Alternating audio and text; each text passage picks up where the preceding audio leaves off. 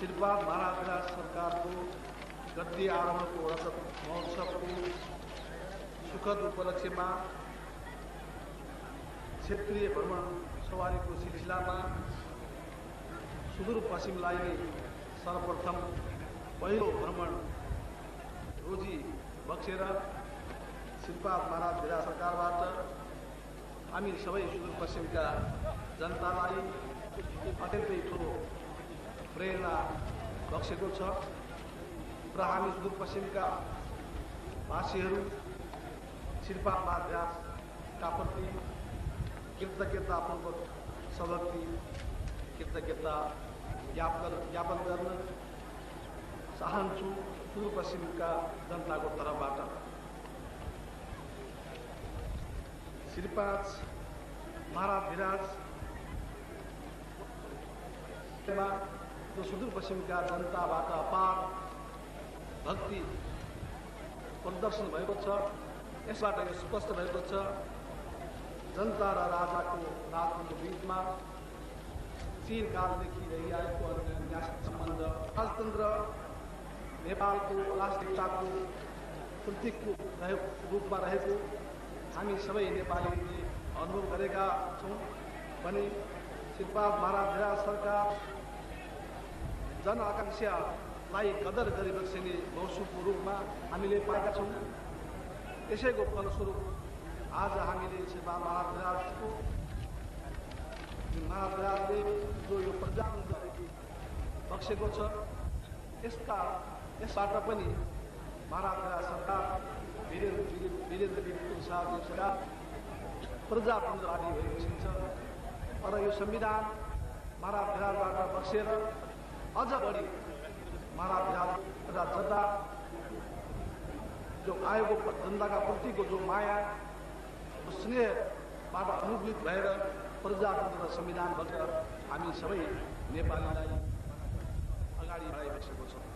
र साथै 2047 को संविधानले स्पष्ट भनेको छ श्रीपाद महाराज सरकार एकताका प्रतीक भइबक्सिन्छ र संविधानको रक्षक पनि भइबसेको कारणले श्रीपाद महाराज सरकार प्रजातन्त्रको पनि रक्षक भइबक्सिन्छ।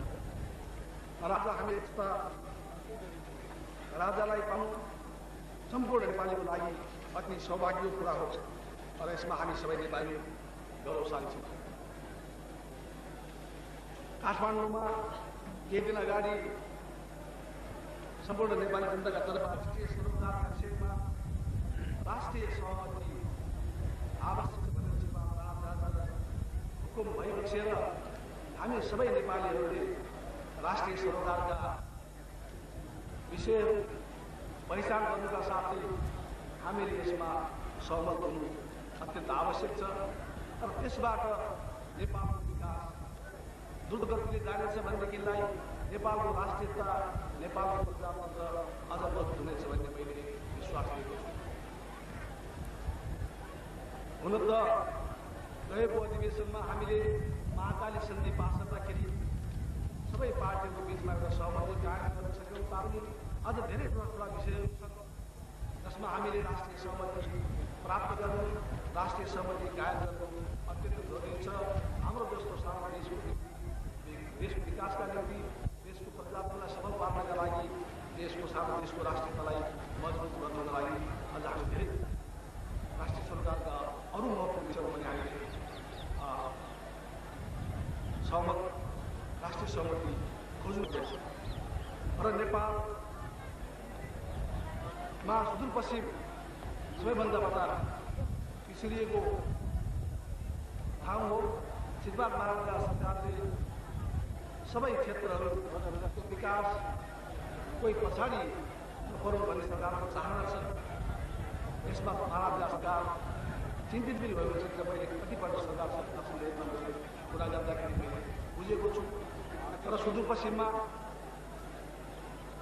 विकासका निम्ति सबैभन्दा ठुलो कुरा पूर्वाधारको निर्माण नभएर सुदूरपश्चिमको विकास हुन सक्दैन। त्यही दरमियानमा अहिलेको श्रीपादको सरकार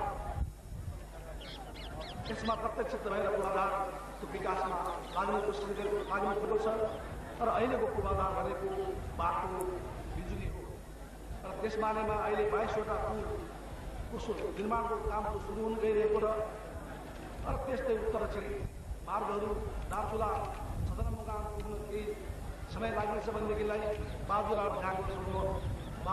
बझाङको सदरमुकाममा पुग्न पनि केही समय मुख्य धारामा जोडिने मैले विश्वास गरेको छु र त्यस्तै ग्रामीण विद्युतीकरणका प्रयासहरू पनि हुन गइरहेको बेला पनि यहाँ बताउन चाहन्छु।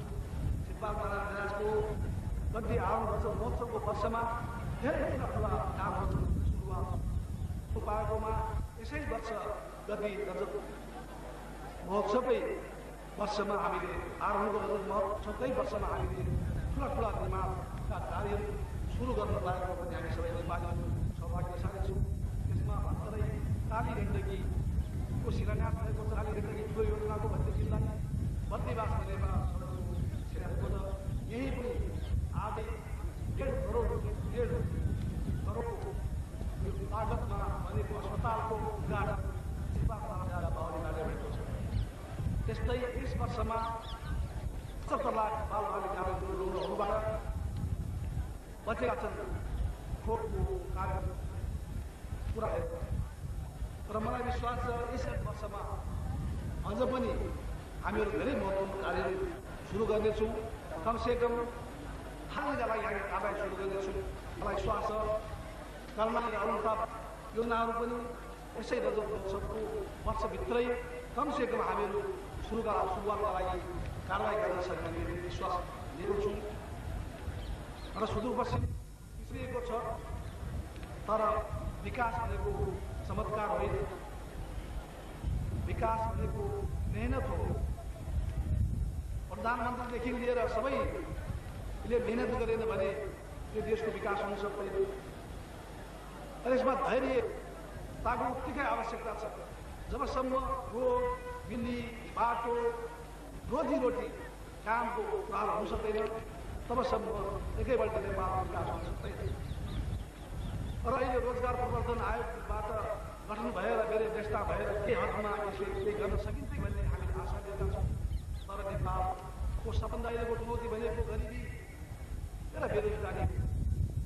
त यो एक दिनमा समाधान हुने कुरा होइन, एक दिनमा सबै सारा चमत्कार हुने कुरा होइन। तर यसमा हामी सबै मिहिनेत गऱ्यौँ, हामी सबैले ठिक नीतिमा अगाडि बढ्यौँ भन्नेदेखिलाई मलाई लाग्दछ हाम्रा देशका पार कृत्रिम रोतम त्यसै खेर गएका छन्। ठुला नदीका पानीहरू बङ्गालको सागरमा त्यसै पुगेका छन्। त्यसमा देशको पर्यटनको पुरा विकास नभइकन हामी त्यसबाट फाइदा लिन सकेका छौँ। हाम्रा देशका खानीहरूको हामीले उत्पादन गर्न सकेर ठुला सिमेन्ट कारखानाहरू हामीले अझै खोल्न सकेका, तर फर्टिलाइजर कारखानाहरू यो के अरे युरिया मलका कारखानाहरू खोल्न सकेका छन्। त्यसका लागि पनि धेरै ठुल्ठुला बिजु आवश्यक पर्दछ। र हाम्रो देश सबैभन्दा बढ्ता पानीको धनी देश हो। तर हामीले आफ्ना देशका हितमा हामीले प्रयोग गर्न सक्यौँ भनेदेखिलाई नेपालको गरिबी मेट्ने मैले विश्वास लिएको छु। शिल्पा महाराजद्वारा चिन्तित लक्षिन्छ नेपालको विकासमा, त्यसमा पनि केही हदमा भए पनि शिल्पा महाराज सरकारको चिन्ता कम हुनेछ भन्ने मैले विश्वास लिएको छु। र अन्तमा फेरि म सम्पूर्ण सुदूरपश्चिमका जनताको तर्फबाट महाराजा सरकार बसेर बडा महाराज सरकार सवारी बसेर हामीलाई अनुग्रहित बक्सिस गरिबसेको छ। यसका लागि फेरि म हार्दिक कृतज्ञता ज्ञापन गर्न चाहन्छु। अन्तमा जो तपाईँहरू अपार स्नेह भक्तिका साथ टाढादेखि शिवराम महाराज सरकार सरकारको दर्शनका लागि तपाईँहरू आउनुभयो, यसका लागि शिवराम महाराज सरकारबाट बक्सेको मैले हार्दिक धन्यवाद प्रकट गर्दछु। धन्यवाद।